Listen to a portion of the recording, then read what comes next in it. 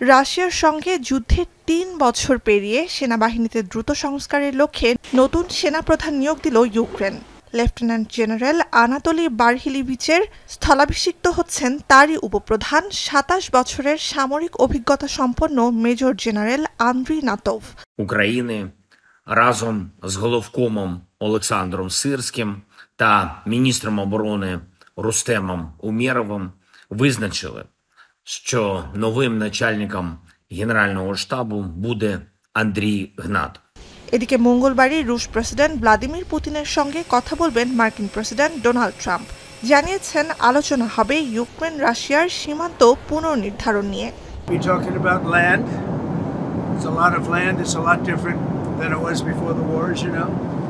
And we'll be talking about land. We'll be talking about power plants.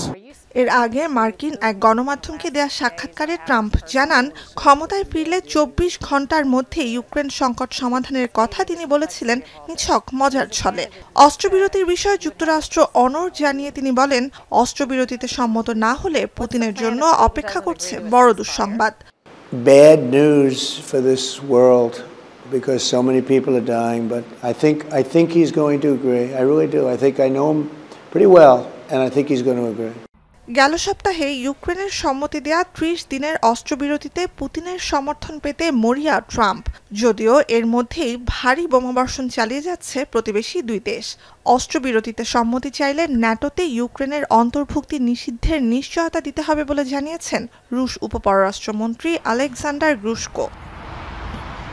Nuzhat Kamal, এখন বিশ্ব।